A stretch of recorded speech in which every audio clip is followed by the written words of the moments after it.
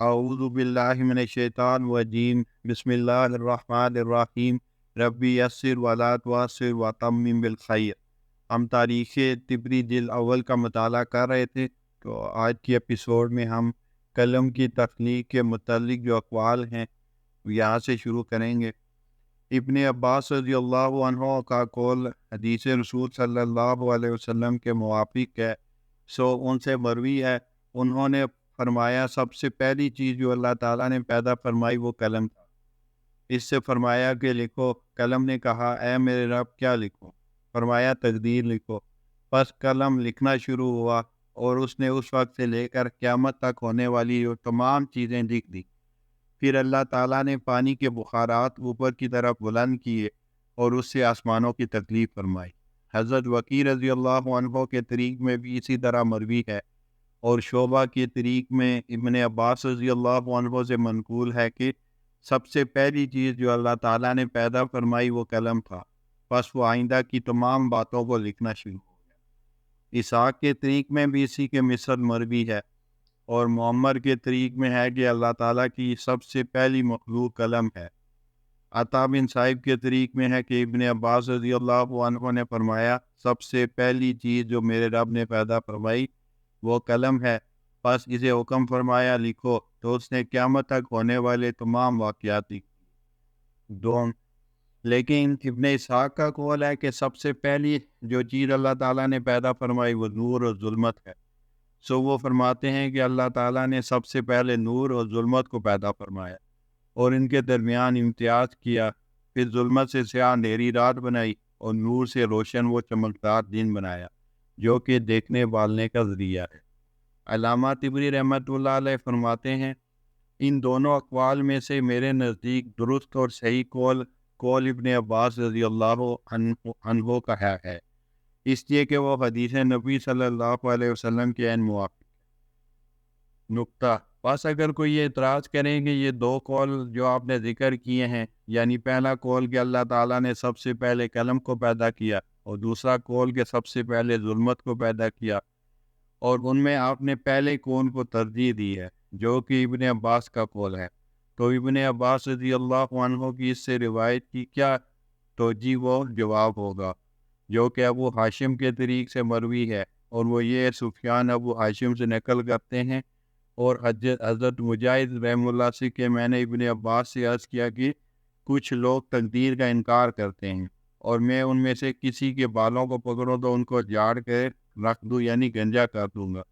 اور پھر فرمایا کہ اللہ تعالیٰ کسی بھی چیز کو پیدا کرنے سے قبل اپنے عرش پر تھا، پس سب سے پہلی چیز اس نے پیدا فرمائی وہ قلم تھا، پھر وہ قیامت تک ہونے والے تمام امور لکھنا شروع ہوا، اور آج کل لوگ جو کچھ بھی کر رہے ہیں سب سے اس سے پہلے ہی فراغت ہو چکی ہے، یعنی قلم لکھ کر فارغ ہو چکا۔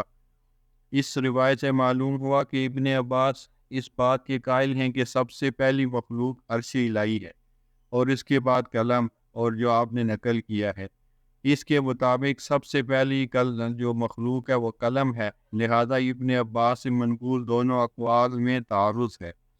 اسی طرح ابن اسحاق سے اس آیت کی تفسیر پوچھی گئی، وَالَّذِي خَلَقَ السَّمَاوَاتِ وَالْأَرْضَ فِي سِتَّةِ أَيَّامٍ وَكَانَ عَرْشُهُ عَلَى الْمَاءِ، وہی ذات ہے جس سے آسمان و زمین کو 6 دن میں پیدا کیا اور تھا اس کا عرش پانی پر۔ تو فرمایا کہ پانی پر عرش الہی تھا، اور عرش الہی پر اللہ عز و جل اپنی شان کے مطابق جلوہ افروز ہوئے۔ پھر سب سے پہلے اللہ تعالیٰ نے نور و ظلمت کو پیدا فرمایا۔ ابن اسحاق رحمۃ اللہ علیہ کی یہ تفسیر اس قول کے معارض ہے جو آپ نے ذکر کیا، لہٰذا ان سے مروی دونوں اقوال میں بھی معارض پایا گیا۔ جواب ان کا حل یہ ہے کہ تعارض اول کے بارے میں تو یہ کہا جائے کہ ابن عباس رضی اللہ عنہ سے روایت اگر صحیح سند سے ثابت ہے جو کہ آپ نے ذکر کی ہے تو اس کو ان سے ایک روایت قرار دیا جائے گا۔ اس کو سفیان نے ابو ہاشم سے، انہوں نے مجاہد سے، انہوں نے ابن عباس سے نقل کیا ہے۔ لیکن جو شعبہ ابو ہاشم سے نقل کرتے ہیں وہ ان جمی روایات کی موافق ہے جو ابن عباس سے منقول ہیں، جن کو ہم نے ماقبل کے ساتھ ذکر کیا ہے، یعنی سب سے پہلے قلم کو پیدا کیا گیا، لہٰذا جو بات ان کی کثیر روایت سے ثابت ہو اسی کو اصل و راجح قرار دیا جائے گا، اور اس روایت کی طرف چندہ التفات نہ کیا جائے گا۔ ممکن ہے کسی راوی سے وہم ہوا ہو۔ شعبہ کی جس روایت کا ہم نے حوالہ دیا وہ یہ ہے۔ شعبہ کہتے ہیں کہ ہم سے ابو ہاشم نے بیان کیا اور انہوں نے حضرت مجاہد سے سنا، اور فرماتے ہیں کہ میں نے عبداللہ سے سنا۔ راوی کہتے ہیں کہ معلوم نہیں کہ حضرت مجاہد کی مراد عبداللہ سے عبداللہ بن عمر تھی یا عبداللہ بن عباس رضی اللہ عنہما۔ بہرحال انہوں نے فرمایا کہ سب سے پہلی چیز جو اللہ تعالیٰ نے پیدا فرمائی وہ قلم تھا، پھر وہ قیامت تک لکھنے والے تمام امور کو لکھنا شروع ہوا۔ بس آج کل لوگ جو عمل کر رہے ہیں اس سے پہلے ہی فراغت ہو چکی ہے، یعنی یہ سب کچھ لکھا جا چکا ہے۔ اور تعارض ثانی کا حل یہ ہے کہ ابن اسحاق کا قول جو ہم نے ذکر کیا، یعنی سب سے پہلے اللہ تعالیٰ نے نور اور ظلمت کو پیدا کیا، اس کا مطلب یہ ہے کہ ارض و پانی کی تخلیق کے بعد سب سے پہلے نور اور ظلمت کو پیدا فرمایا۔ اس صورت میں ان کی تفسیر اور قول میں تعارض نہ ہوگا۔ یہ تو اعتراض کا جواب اور تعارض کا حل تھا، ورنہ ہمارے نزدیک رسول اللہ صلی اللہ علیہ وسلم کا قول و فرمان ہی ارجح ہے، اس لیے وہ اس مسئلے کی حقیقت و صورت کو سب سے زیادہ جاننے والے ہیں، اور ان سے جو روایت کیا گیا ہے اس میں بھی کسی چیز کا استثناء نہیں ہے، بلکہ عموم یہ ہے کہ سب سے پہلے جس شے کو اللہ تعالیٰ نے پیدا فرمایا وہ قلم ہے۔ معلوم ہوا کہ اس سے پہلے نہ عرش تھا، نہ پانی، اور نہ کوئی چیز، یہی سب سے پہلی مخلوق ہے، لہذا اس کے خلاف کوئی قول قبول نہ کیا جائے گا۔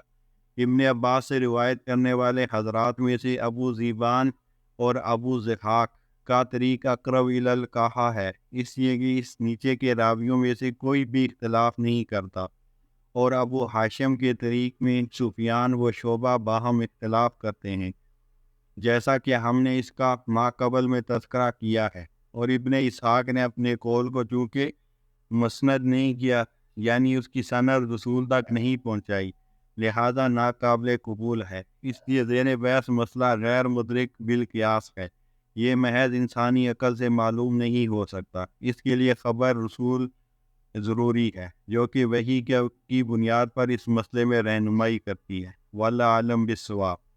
تخلیق ثانی، قلم پیدا کرنے اور اس کے بعد تقدیر لکھنے کا امر فرمانے کے بعد اللہ تعالیٰ نے باریک بادل کو پیدا فرمایا، اور یہ وہی غمام بادل ہے جس کے بارے میں حق تعالیٰ شانہ نے اپنی کتاب محکم میں تذکرہ فرمایا ہے۔ قرآن کریم میں ہے هل ينظرون الا ان ياتيهم الله في ظلال من الغمام، سورہ بقرہ کی آیت نمبر 210 ہے۔ یہ منکرین و مشرکین نہیں انتظار کر رہے مگر اس چیز کا کہ اللہ تعالیٰ ان کے پاس بادلوں کے سائبان میں بیٹھ کر آئے۔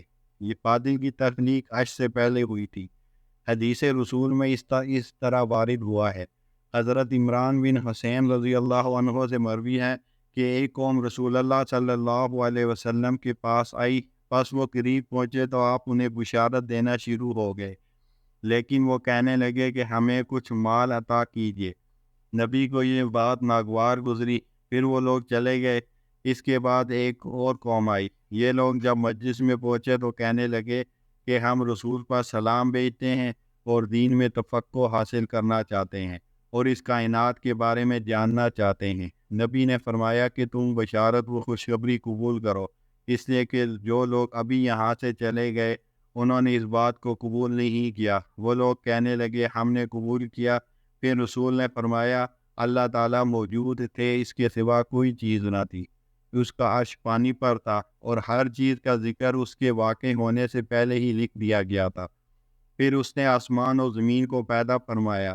راویہ حدیث حضرت عمران بن حسین رضی اللہ عنہ کہتے ہیں کہ اتنے میں کوئی آدمی آیا اور اس نے مجھے کہا کہ تمہاری اونٹنی کہیں چلی گئی ہے، پس میں اسے تلاش کرنے کے لیے نکلا، لیکن میرے اور اس کے درمیان سراب حائل ہو گیا، یعنی وہ مجھے نہ ملی۔ کاش میں اس کی تلاش میں نہ نکلتا تو میں مجلس کی بقیہ باتیں سن لیتا۔ انہی کی ایک اور روایت ہے کہ رسول نے ارشاد فرمایا اے بنو تمیم خوشخبری قبول کرو۔ پس وہ لوگ کہنے لگے پس ہمیں بشارت تو دے رہے ہیں، کچھ مال بھی عطا کیجیے۔ پھر دوسرے گروہ سے فرمایا اے اہل یمن خوشخبری قبول کرو۔ انہوں نے کہا ہم نے قبول کی، اور آپ ہمیں اس کائنات کی ابتدا کے بارے میں بتلائیے کہ کیسے ہوئی۔ رسول نے ارشاد فرمایا کہ اللہ تعالیٰ اپنے عرش پر تھا اور ہر چیز سے پہلے تھا، اور لوح محفوظ پر تھا جو ہر چیز جو آئندہ ہوگی لکھ دی گئی۔ حضرت عمران بن حسین کہتے ہیں کہ اتنے میں کوئی آدمی آیا اور اس نے کہا اے عمران تمہاری اونٹنی کی رسی کھل گئی ہے۔ بس اتنے میں اس کی تلاش میں نکل پڑا، لیکن میری اور اونٹنی کے درمیان سراب حائل ہو گیا، اس لیے میں نہیں جانتا کہ اس کے بعد رسول نے کیا فرمایا۔ تخلیق ثالث۔ اہل علم میں اختلاف کیا ہے کہ اس بادل کے بعد کیا چیز پیدا ہوئی۔ بعض فرماتے ہیں کہ اس کے بعد اللہ تعالیٰ نے عرش کو پیدا کیا، جیسا کہ ابن عباس سے مروی ہے کہ اللہ تعالیٰ نے عرش کو پیدا فرمایا۔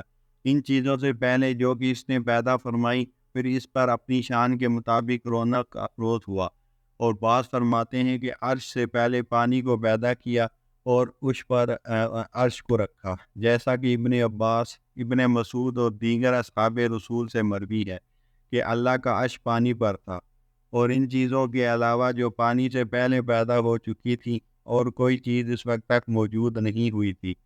وہب بن منبع سے مروی ہے کہ عرش آسمان و زمین کی پیدائش سے پہلے پانی پر تھا، پھر جب اللہ تعالیٰ نے کائنات کی تخلیق کا ارادہ فرمایا تو ایک مٹھی منجمد پانی سے لی، پھر اسے کھولا، اس میں سے دھوئے کو اوپر کی طرف بلند کیا، پھر اس سے 2 دن میں زمین کو پھیلا دیا، اور 7ویں دن تخلیق سے فراغت ہوئی۔ بعض فرماتے ہیں کہ قلم کے بعد اللہ تعالیٰ نے کرسی کو پیدا فرمایا۔ میرے نزدیک درست اور عصا ہے، اس لیے کہ اس قول کی تائید ابو ذری کی روایت سے ہوئی، جس میں رسول سے پوچھا گیا کہ ہمارا رب مخلوقات کی پیدائش سے پہلے کہاں تھا؟ فرمایا بادل میں جس کے نیچے ہوا تھی اور اوپر بھی ہوا تھی۔ پھر اللہ تعالیٰ نے اپنے عرش کو پانی پر پیدا فرمایا۔ جب یہ بات خبر رسول کی وجہ سے پائے ثبوت کو پہنچ چکی ہے کہ اللہ تعالیٰ نے اپنے عرش کو پیدا پانی پر فرمایا، تو یہ ناممکن ہے کہ جس چیز پر پیدا فرمایا وہ چیز موجود نہ ہو، لہذا ثابت ہوا کہ پانی کی تخلیق عرش سے پہلے ہوئی، یا زیادہ سے زیادہ یہ کہا جائے گا کہ دونوں کی تخلیق بیک وقت ہوئی۔ بعض کا قول یہ بھی ہے کہ جس وقت اللہ تعالیٰ نے عرش کو پانی پر پیدا فرمایا، اس وقت پانی ہوا کے اوپر تھا۔ پس اگر یہ بات ثابت ہو جائے تو اس کا لازمی نتیجہ یہ ہوگا کہ پانی اور ہوا ان دونوں کا وجود عرش سے پہلے تھا۔ اس قول کی تائید اس روایت سے ہوتی ہے۔ سعید بن جبیر سے مروی ہے کہ ابن عباس سے اس آیت وَكَانَ عَرْشُهُ عَلَى الْمَاءِ، اس کا عرش پانی پر تھا کی تفسیر میں پوچھا گیا کہ پانی اس وقت کس چیز پر تھا؟ فرمایا ہوا کی پشت پر۔ احمش اور ابن جرین کے طریق میں بھی اسی کے مثل روایت ہے۔ وآخر دعوانا الحمد للہ رب العالمین۔